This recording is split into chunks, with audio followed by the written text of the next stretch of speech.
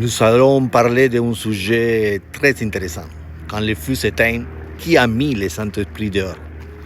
Aujourd'hui, ce n'est pas un épisode de plus. C'est un appel urgent du Saint-Esprit à son Église.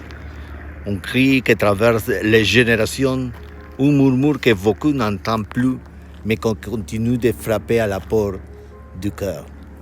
Es-tu prêt à ouvrir? Ce matin, entouré de la végétation d'une petite forêt de la ville de Longueuil, bienvenue dans Parole qui restaure, un espace pour revenir au corps du Père, où le Saint-Esprit a encore quelque chose à dire. Nous parlerons d'un sujet profond et vital. Le feu du Saint-Esprit que beaucoup ont remplacé par le spectacle. Le Saint-Esprit est-il encore au centre de nos rassemblements ou seulement dans le nom de nos programmes? Premier sujet à traiter, un constant douloureux, l'absence déguisée. Beaucoup de temples sont pleins mais vides de présence. Beaucoup d'hôtels sont décorés, mais abandonnés du feu. Comme l'a dit Charles Spurgeon, l'Église a chassé le Saint-Esprit et a rempli sa place avec de l'organisation, des lumières et une émotion artificielle. Dans notre génération, la gloire a été remplacée par la performance. L'onction a été remplacée par l'onction. La parole par les opinions et le Saint-Esprit. Le Saint-Esprit a été mis dehors. 2. Le modèle est changé. Livre d'Actes, chapitre 2. Mais le plan de Dieu n'a pas changé. Tout à coup, il vient du ciel un bruit comme celui d'un vent impétueux. Et il remplit toute la maison où il était. Des langues semblables à des langues de feu leur apparurent séparées les unes des autres. Ils se posèrent sur chacun d'eux et ils furent tous remplis du Saint-Esprit.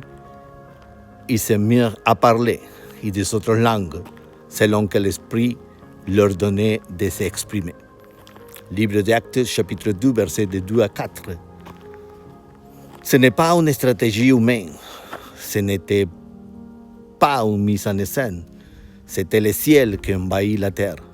Et l'Église est née dans le feu, pas dans le spectacle.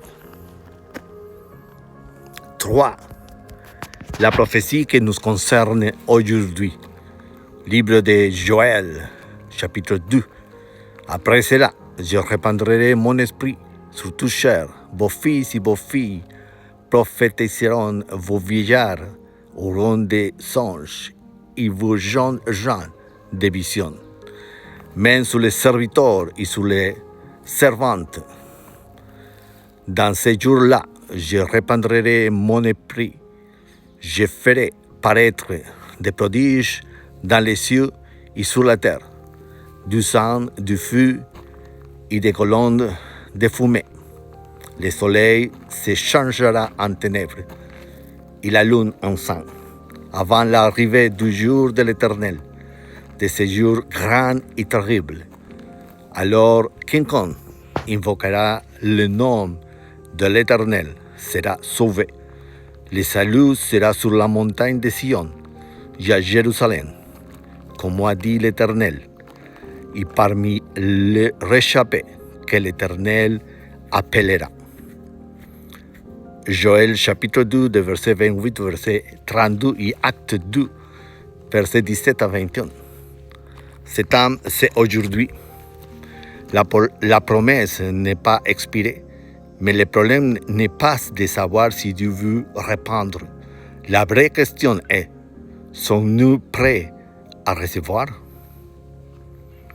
Dieu cherche une église qui ne chante pas seulement « Viens, viens, Saint-Esprit », mais qu'elle lui ouvre la porte et lui rende la direction, le contrôle. 4.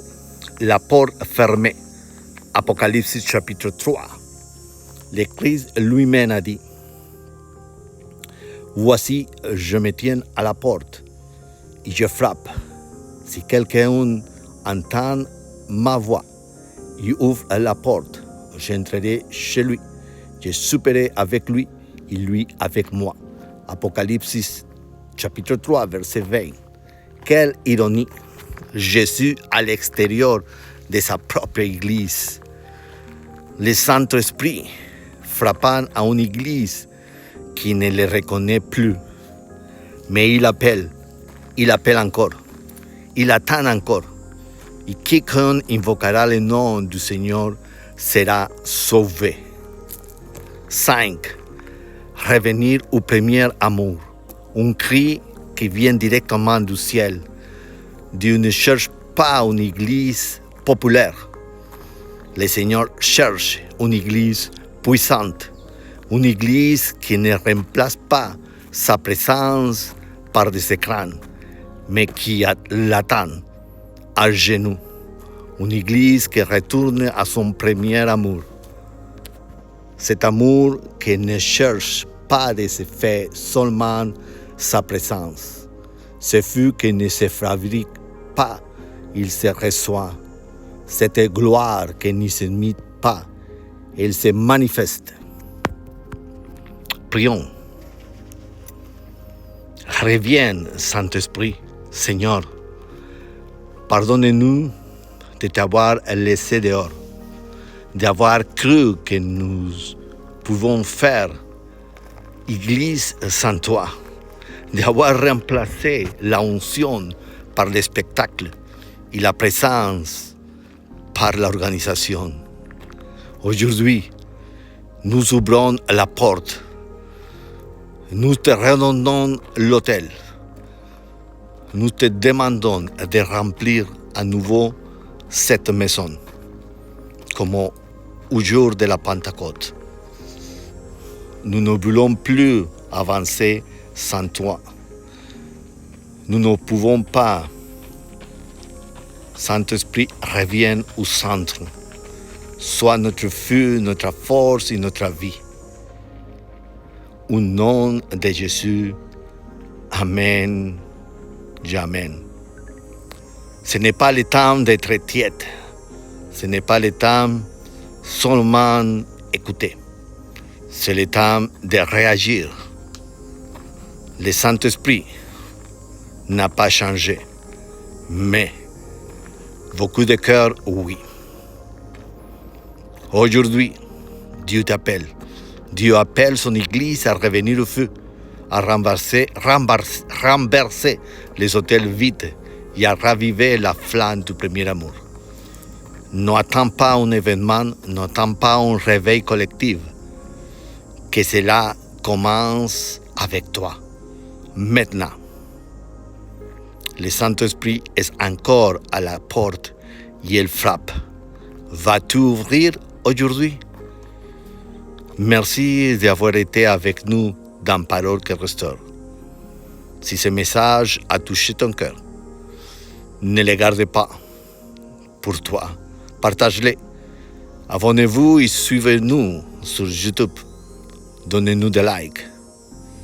Rappelez-vous, revenir au feu, c'est urgent et c'est maintenant. Que Dieu vous bénisse.